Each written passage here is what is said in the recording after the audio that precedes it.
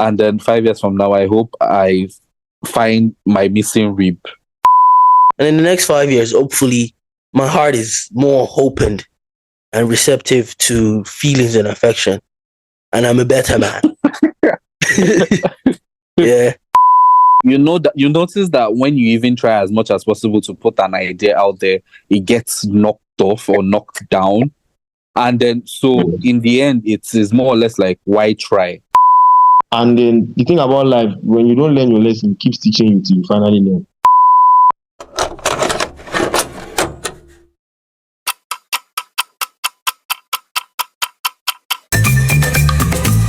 WeWe Opine, WeWe Opine, WeWe Opine.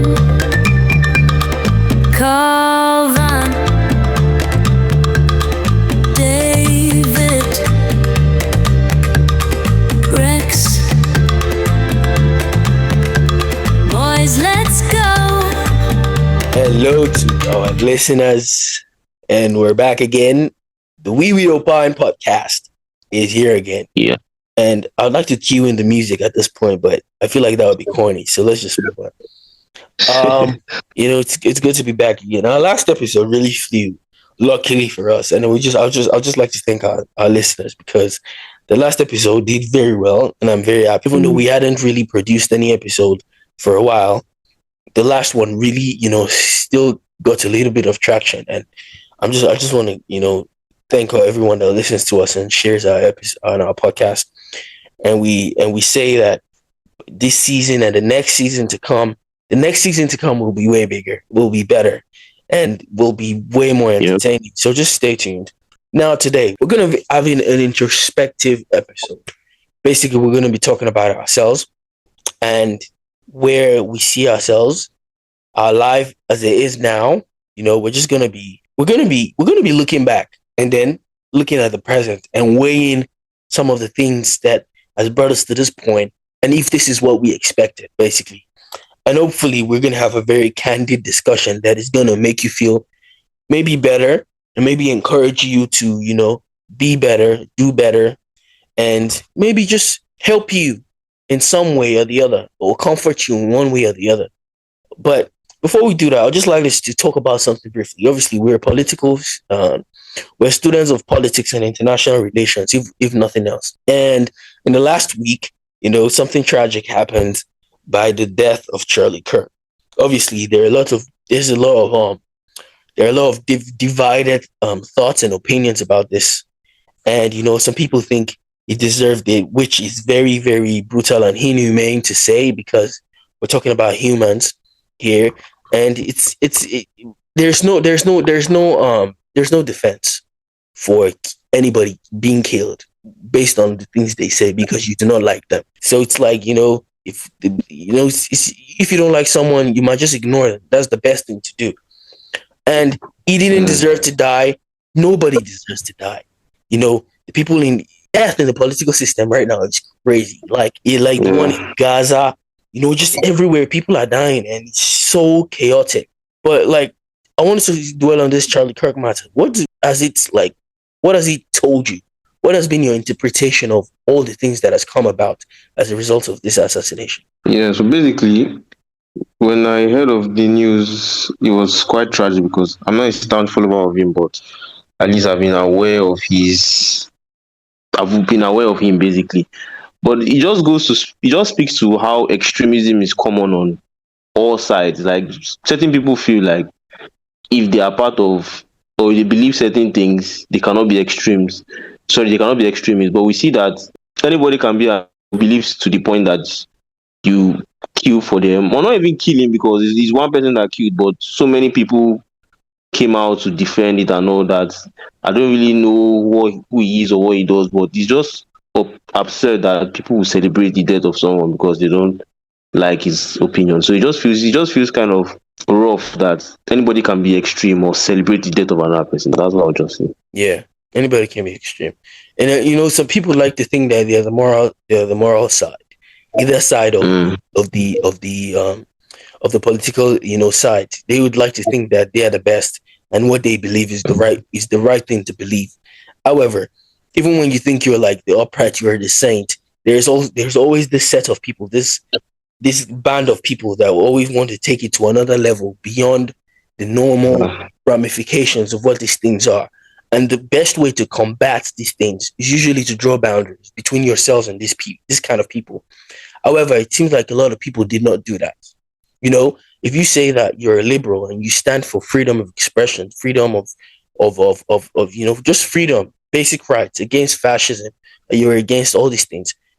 You know, you need to separate yourself from people who would kill people that are exhibiting this freedom of expression. You understand what I'm saying? So I think that's just what I drew from the whole thing. I feel like people they didn't do well enough to distance themselves from the extremists or the extremist behavior of that. That's what I feel. All right. So I've heard what you guys have said. Personally, I feel like this whole story, though very tragic, like you said, it is never okay for somebody to be killed or for somebody to be murdered and all. Yeah. And then it is very wrong for people, certain set of people, to be celebrating the death and everything. And I think personally, this whole topic generally, personally, I feel like it has been a toxic thing because everywhere I go, I see any small thing about it, and then the more I read on those things, I start to feel some way irritated, particularly about Nigerians that celebrate him as a martyr or a martyr, feeling like he died for the religious part of it and everything like that.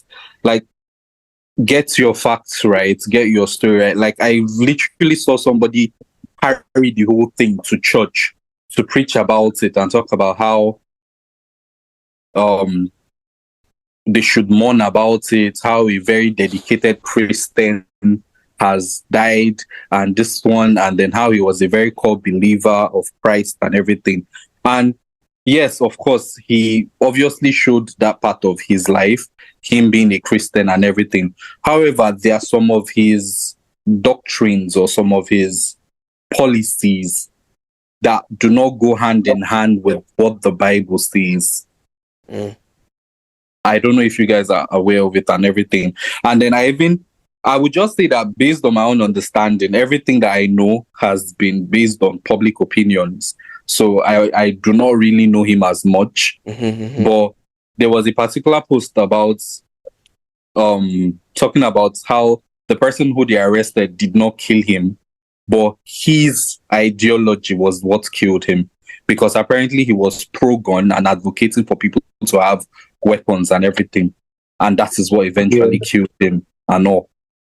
So it's a whole lot of things. And then there was also this perspective that the is it the right wing now?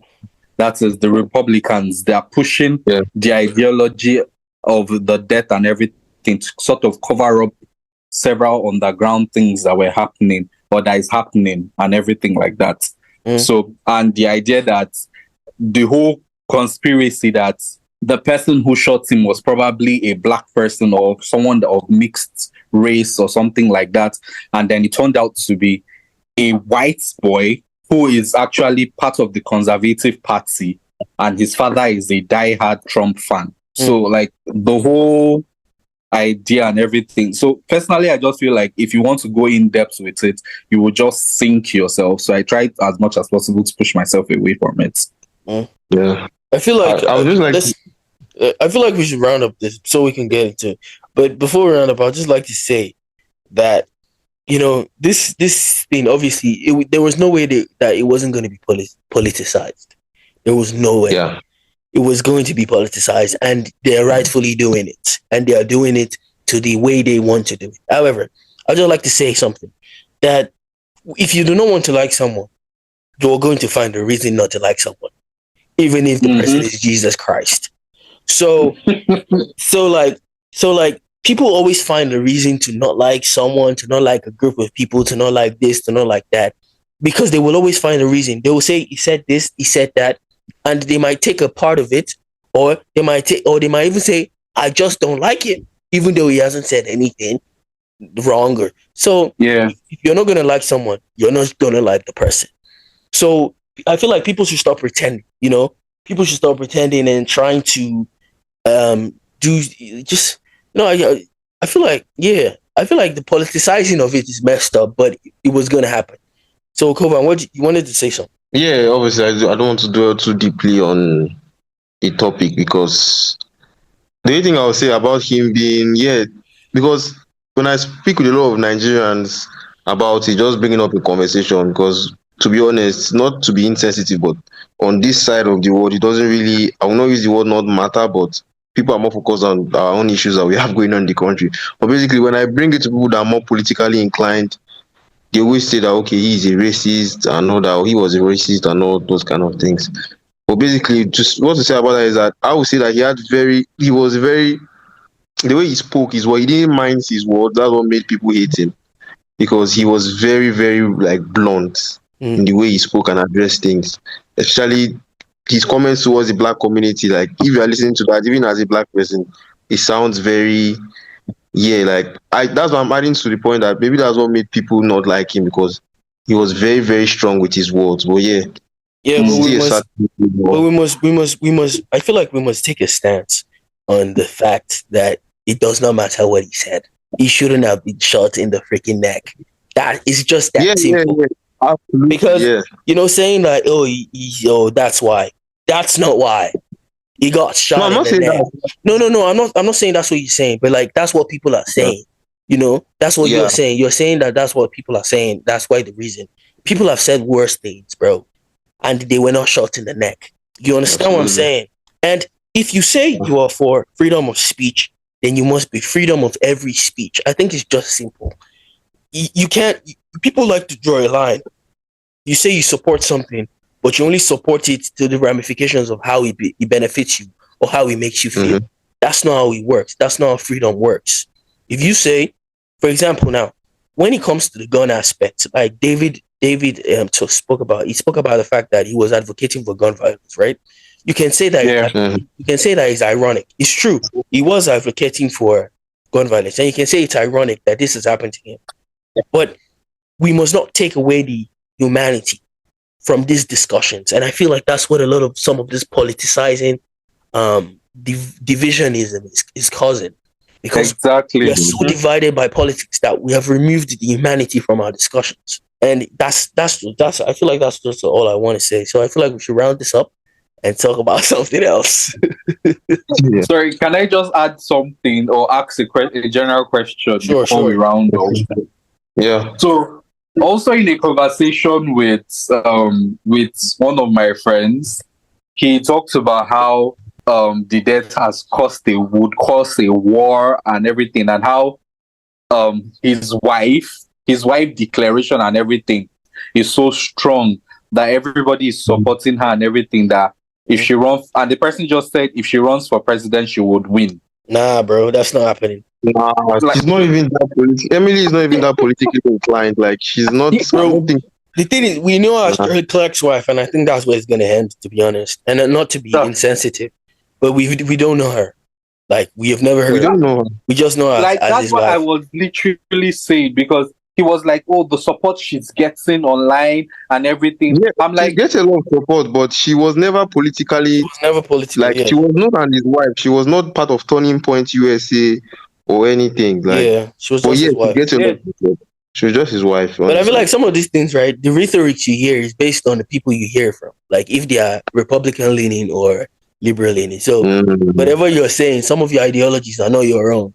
They're just people who believe something and they're telling you, regurgitating it to you. So, yeah. So let's move on. I think we've been able to say our piece about that.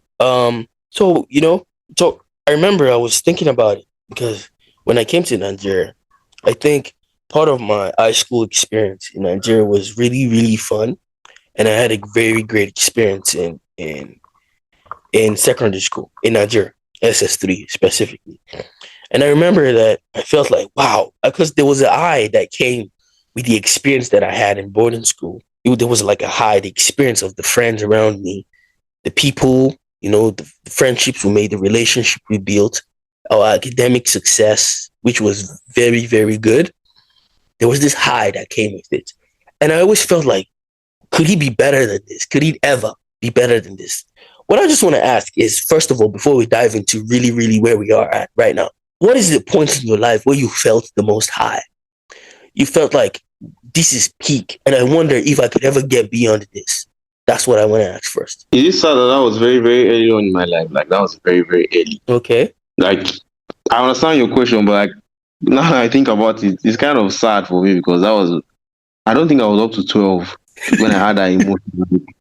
Like bro, like an emotion that okay, if life ends here, like if the Lord calls me back, I'm good. Like I don't think I was like bro, actually, life has man. Now I think about it, it's crazy. But I think I think my dad had moved to a new church at that time, I think. And then there were new people. That was the Anglophone side of Cameroon. I met new people, I made new friends. I was about entering secondary school and all that. That like yeah, everything like every day was a party, like every day was fun. So yeah, that was like the peak for not the peak, but like nothing has matched that yet. Like that high that you felt. Like that high, like you're going to bed excited for tomorrow. That's what I mean. Like excited to leave and you're in the present. I think that's the most important part. Like you're in the present, you're not thinking about yesterday, you're not thinking about tomorrow. Like you are here now. Yours is kind of sad because you're basically saying your high was basically your childhood. It's not good. Okay, David, what about you? Yeah, I actually think mine was secondary school or high school. It was like during high school, I can't count like amount of experiences I had where I was so excited, where I was anticipating. Like I had a lot of, when I mean adventure, I had a whole lot of adventure in high school. Like now that I even look at it, after high school, I felt like I was even more reserved. In high school, I was part of student council. I was part of choir. I acted a little. I was part of environmental. Wow. Like I did a whole lot of things that puts myself out there. Like, so I was really, really enjoying myself in high school. And I think one particular period of time that I felt the most high was when I actually became a prefect. Oh my God. Oh, you were a prefect? Yeah, I was the labor prefect, which if you know, you know. Yeah, powerful people. I did not go to, I can't remember, I could not remember the last time I went to assembly or anything like that, or rushed for breakfast or anything like that. Like it was so good living. And then my class teacher now turned out to be like the sports director, which meant that if they needed to like set up the field for a football match, for a sports games, we had to stay behind where everybody is doing anything. So most part of the days on those days, I'm in sports wear, lining the field, lining the tracks, all those things. So it was so amazing in secondary school, honestly. I don't think I've told you guys the story that like when I came to Nigeria, like my first day of school, I was made the head boy. I think I've heard that. Like it was the craziest thing ever because like we were introduced to the principal. And like he was looking at us and then my mom left and he brought us to the assembly. I don't think they even do that for any student. And they basically introduced us to the whole school on the assembly and said, "Oh, these guys, they're not from Nigeria. They just came here and they are joining our school." And I was like, like the pride was already increasing like to the max already because I'm feeling special. And then all of a sudden, do they do that for students? Sorry, like that's crazy. Like, do they do that on the norms? They don't do that on the norms. That's what I'm saying. They don't do that on the norms. So like after that, he was already introducing us, hyping us up, talking about we're not from here. Like, okay, I'm feeling good about myself. Like as if we're not just coming from Guinea, just here. And then he was like, oh, like these guys. And then all of a sudden, he told my brothers to go back, and he told me to stay back. And it was like, now I want to announce that this is going to be our head boy. Nah, and I'm sure bro, the guy that was there, that's crazy. Bro, he's crazy. The guy that has been there for years. Was so pissed, and he was smarter than me, and he has been there for years, bro. And he was so pissed, and I feel, and Just smash his skin like that. we became friends eventually, right? But I felt like he always had like an animosity underneath Yeah, me. Why definitely. not? Do you know how? Because Definitely. I was friends with the senior prefect for my sets, and then I know how like slowly you build up to get a reputation that will place you as head boy or senior prefect. What you do from GSS1 all the way to Yeah, it's carefully S2. curated. Yeah, So I would be so angry. it was crazy, and like my pride, bro. Like I've never felt that was like the beginning of my high already because I was already feeling crazy high. And then I went home and I told my dad, I was like, Ahmed boy, he couldn't believe it. And he was already feeling like this, the school he took me to wasn't serious. He tried, like, but I didn't let him kill my vibe. I was like, bro, you're just jealous, bro. Like, Ahmed boy, there's nothing you can do. And bro, I remember from that period on to like 2019, the end of 2019, towards like September when we resumed like university, it was like the best time of my life because it was like from that moment there was just no stopping me, bro. I was just going, and Nigeria was just letting me do whatever I want, and I felt like I was unstoppable. Nigeria. I'm telling you, bro, it was like Nigeria was for me, bro. It was favoring me somehow. Everything I wanted was just happening somehow. And when I got to university, that was like a reality check because it just stopped. Boom. I was like, whoa. And that was That's like not how life is. exactly that was like the end of the high for me. Especially when I saw my first Dr. Ben's test. Yeah, that was a reality. Bruh, that's a reality check right there, man. That was No, I think the reality check would be Dr. Law's test. Jesus. Nah, bro. I got a reality check on every Dr. Allah's test, bro. So like that's not even As in renewing, like that guy, he shocks you every time. yeah, every time. He loved me so much, bro. He was always shocking me. Yeah. Or Dr. Bernard papers, like you don't even let me not even get into that. So now, let's continue the discussion, right? So like now we've discussed the times where we felt like we were like high, of life. So like let's talk about what have been your expectations, and do you feel like you're even being close to some of the expectations you've had of yourself, especially since you like graduated university? So let's say I don't think I've gotten there yet. I would say I'm on my way. But then I would also say I don't know. But are you disappointed? Because Are you disappointed? no, not disappointed. I think at one point you think you want something, and then you get to a point where you see that what you wanted is not actually what will benefit you or what will favor you or something like that. And then you start to pivot. So, like I said, so the expectation I had, even in university, or what I wanted, is not the same expectations as what I want now. Then I think the idea was you finish with your degree in history and international studies, you probably like become an ambassador or one thing like that, or you go for your master's and then you write a foreign affairs and then you join maybe as a junior ambassador that would be going on little trips to other countries, and then you start to worry about, oh, if I have a family, do I have to be moving them from one place to the other? All those things. And then you finish university and you say, oh, that's not how life is. That's not how it happens. Do you think it came about like as a compromise? Like you don't think there was any compromise? You just think it's like a reality check that you got that realigned your vision? Yes, I don't think I made a compromise. I think it was just like a reality check, basically. Okay. Because I started to observe that those lifestyle, I might not have enjoyed it, because a lot of times ambassadors, what they do is they go to places, they talk for a while, and then they relax. That's it. I'm a kind of person that wants to be active. I want to engage in things. So I feel like if I end up being an ambassador, it will just be like a boring life for me, so to say.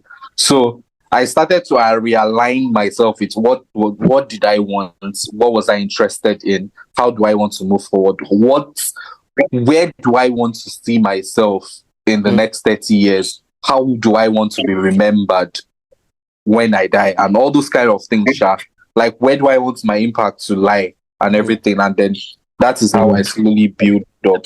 And I think me, for instance, I already established that from undergraduate life, because what I want in my career has to do with like helping youths develop themselves and everything. And I think I actively was participating in that while helping people in their academic journey and in their whole development, basically. So, yeah, I just had a reality check and realigned my expectations, basically. Yeah, basically, I think the shock for me has been more of the constant introspection. Like, you come out from school 2 3 months, you are still on the high, and then something happens, and then okay, you realize that, as David said, that's not how life is. And then you think that, okay, now I've got it, like I've learned the lesson. Then 6 months, 8 months, 11 months, like you keep, like you're knowing yourself better and all, but like the lessons are just too much, man. I don't know how to put it. Like, it's just too much, and especially when there's, how will I put it? There's no net or there's no escape, so you have to keep facing life back to back. And then, as I said, the career development again, you start realizing that, okay, maybe the ideal of what you were chasing is not exactly what you want. Maybe it's just something that looks like it, and then you start considering other options. Basically, it's just, there's just so much of yourself that you now start to realize that it's just, at some point, it's worrisome to think that, okay, after all this time, you don't really know yourself. But then you get comfort in the fact that you can never really know yourself because you've not lived that long. So what I would say is just the constant introspection. Like, you keep finding out new things about yourself. Sometimes it gets so tiring, and then it's just tiring for me. It's just tiring, honestly. But yeah, that's life. I think mine has been, I think I've been quite disappointed in myself. I think that's just the plain truth, because I think that I quickly realized that after I graduated, right, that I wasn't as motivated as I thought I was. And I think I came to a realization that I didn't have the discipline. I guess that's the best word I can use, to fully, push through. Obviously, it's something I've tried. I've begun to work on, and I've been doing a lot of things to get better. But sometimes I feel like a lot of people have such big dreams, such big aspirations, and they want to do a lot of things, and then they realize that they're just not. They don't have the drive. They have the dream, but they don't have the drive. Now their dream is so big it could fill a stadium, but it's their drive and their ability to push through. Through all the times. I realize, most importantly, that the reason why that I feel like I've not achieved most of my goals is because of inconsistency, and I realized that that's something I need to work on before I can start really, really, drafting out the plan that I think I have. I think that's one of the major things, major eye openers that I have had. I don't know if anybody has any of similar experience. Yeah, I think I've had similar experience with that as well. Like, not just being, because sometimes I tell myself I want to start posting more, because I've had so many classes, so many lessons, so many conferences attended. And then one thing that I always take out of everything is you have to make yourself loud. You have to make yourself loud enough to be noticeable. And so I started pushing that idea on like social media. I started utilizing LinkedIn so much that I even created a whole content calendar for myself for the whole year, in terms of like the field I wanted to like be very interested or immersed in. Bro, have I seen you post once? Sorry. On LinkedIn. I have. You posted a lot on LinkedIn. It's on LinkedIn. I know you posted it. I have though, and I was actually posting based on the content calendar till something struck. The whole thing that happened with me, my mom, my family, and everything. Okay. And that just disoriented my whole thought process. Like, it stopped there. And for me to like get back to it, I started feeling like unmotivated or of sorts. That consistency threw me off. And it was even bad because while I was doing the things I was posting and I was consistent at a point, I was getting noticed because even the regional director for like humanitarian affairs and everything for UN for Nigeria has actually viewed my profile before on LinkedIn. Wow. To let you know like how good it was. And then I started noticing that even people when they post, they say that, oh, you might not see the person like your post, but you're being noticed, and then you don't know when that letter comes or that email comes that, oh, they see what you're doing, and then you start, and before you know, you get a big opportunity and everything. So I think consistency is like a very big deal for everybody. But also one thing a mentor or somebody said to me is, because a lot of us, when we are trying to like say, oh, why we are not consistent, we blame it on perfectionism, or we want things to be perfect. We want that idea to be perfect in our head for us to actually now actualize it. We want to visualize it well enough to be able to actualize it. But what she told me, and I remember, is do not wait for that perfect picture. Just start the process. And then before you know it, you're actually building the final picture physically and not just in your mind. Just to add to what I said earlier, and I agree completely with David's point, because the another aspect in that consistency too is the fact that the novelty dies. Like when you start something, it's obviously very fun, and then when it becomes boring, because I realized recently that I'm actually scared of boredom. Like I'm not tired of it, I'm actually scared.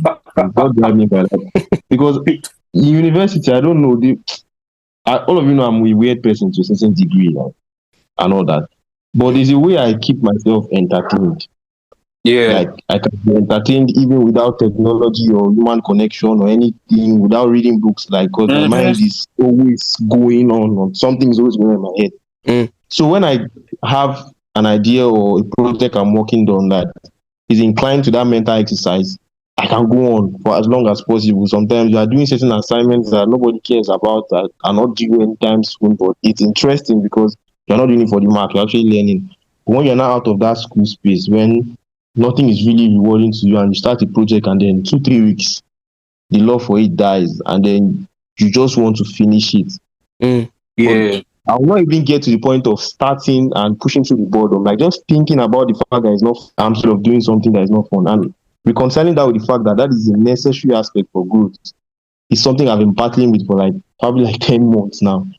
And then the thing about life, when you don't learn your lesson, it keeps teaching you till you finally learn. So you might, knowing something, like knowing that you need to be consistent and then choosing to be consistent in the next tasks are two very different things. Because sometimes it's really, really hard to just do what you don't want to do, especially when you know that the reward is not going to be immediate. I think that's another part that people struggle with. Because even when we were in school, and then people are like, I don't understand how you can read 2-4 months to exam.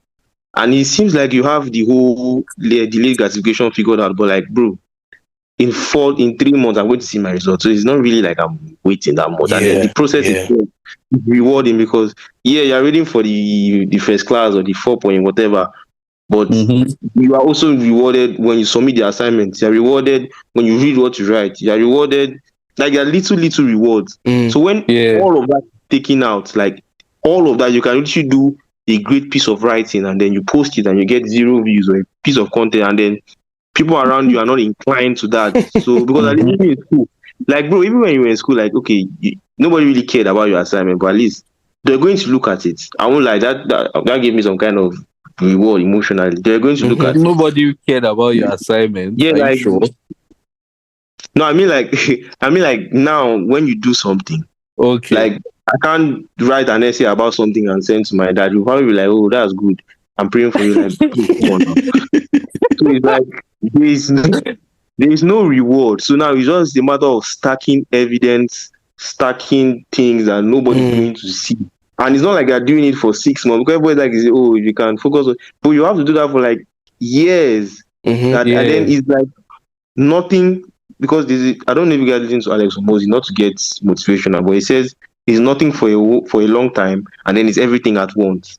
So it's like you do a lot of things for a long period of time that nobody will see. People might even see and not appreciate. Then in a couple years, everything comes back like like it's Bitcoin basically, it just blows up in the face. Mhm. So like removing that reward system that we had is really be a tough change. But yeah. What you said is so real, bro. It's so Yeah. real. Because you tend to, like, especially for like people in like should I say the development space, like you, when you do a lot of things, you want to be recognized, you want Yeah. to be called Almost upon. instantly. Yeah. And then in your mind you're Yeah. like, I've impacted over 6,000 people, at least somebody should recognize my efforts. And then you now Yeah. notice that maybe it's just one thing you just decide to do as like a regular thing. Maybe you just decide to walk to a community school in your neighborhood and talk to them about something, and then you end up, it might now be that thing that blows up. Like, so there is no that immediate reward thing. I think it's actually messing a lot of people's mind. Yeah, because I don't believe, sorry again to interject, I don't really believe that, because a lot of people have this ideology that Nigerian youths are lazy, and yes, everybody, yeah, maybe they are lazy, but I feel that people just give up too fast because it is very, very unrewarding. Not to give an excuse, but to do things, because there are people that, like, not to talk about myself, but there are so many things I've written on that laptop that will probably never see the light of day, no matter how good I think they are. Like, so many writings that I'm not even going to publish, because I'm like, what feedback am I going to get? Like, when I read it, I feel happy, but to post that and then you see 0 views after 3 months, it's like, yeah, like I'm going to take that down. So, but yeah, it's an adjustment.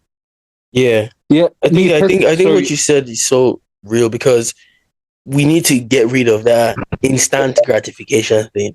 Like, that's the most important. And I feel like that's one of the problems with the new age, and that's why it's pushing a lot of people to do heinous, illegal things, because they want the reward fast.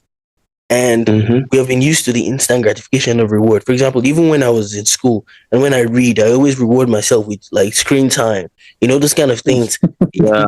Those kind of reward, do and reward. And we think that life is going to be like that for a while. But yeah, I totally agree with what you said.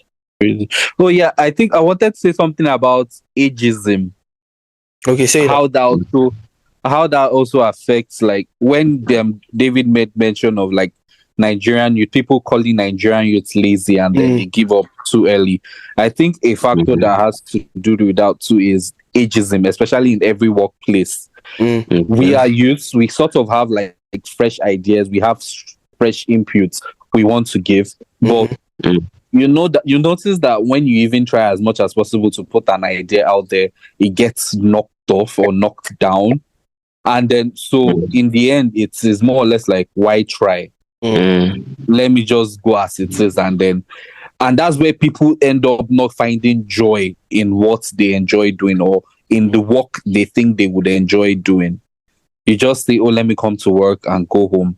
They treat work as work instead of work as joy or passion or something like that. Yeah. So let's we don't have much time, and I think we've had a very good discussion. But before I round up, what I want us to do quickly is to tell ourselves 5 years from now something. Should we do 5 years or 10 years? Like, I want you to tell yourself 5 years from now what you would expect of him, what you want to see. So should we do that, or 10 years? Which one do you prefer? 10 years is crazy. 10 years, I should be married with children. Okay, 5 years. Let's do 5 years. Okay, so Kovan, go first. Why do I have good government? Okay, well, anyways, 5 years. I mean, why are you guys laughing?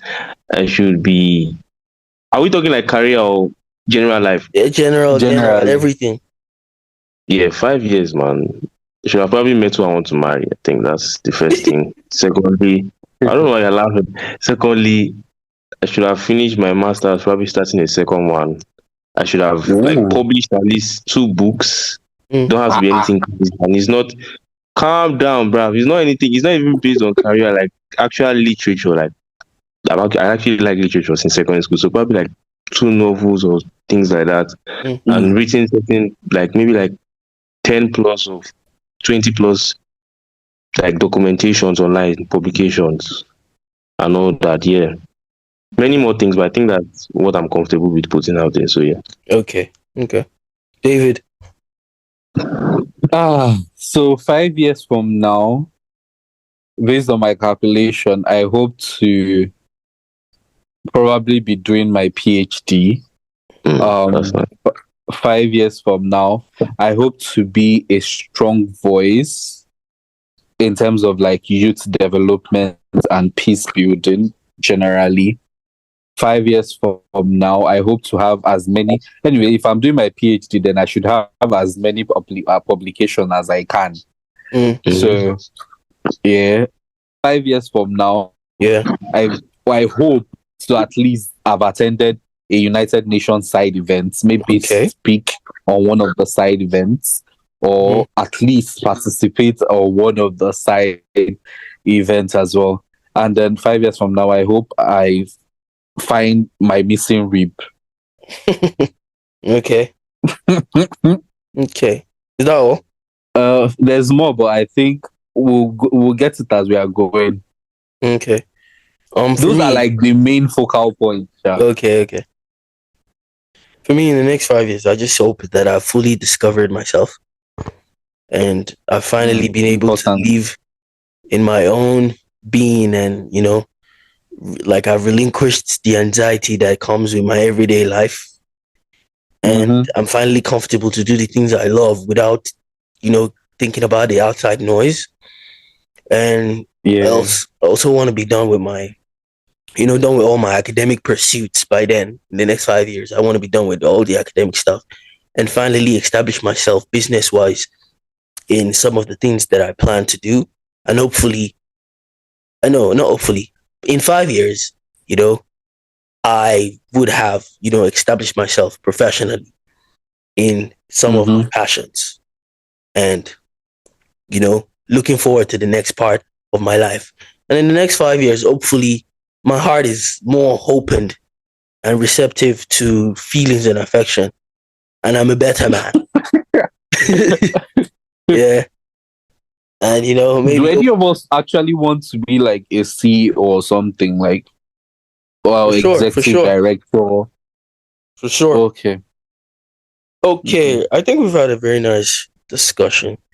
And although we don't know when to round up now, and we have a lot of things to get off our chest, but I think if we continue speaking, I think we're going to expose too much about ourselves, and we don't want you guys to know us too much. Then because it'll start causing like we say, see finish. We don't want you to see us finish. So we'll be rounding up there. Thank you guys for listening. And we hope you have a nice time. You guys tell our listeners hi. Thank you for listening. Bye. See you same time. Bye. Bye.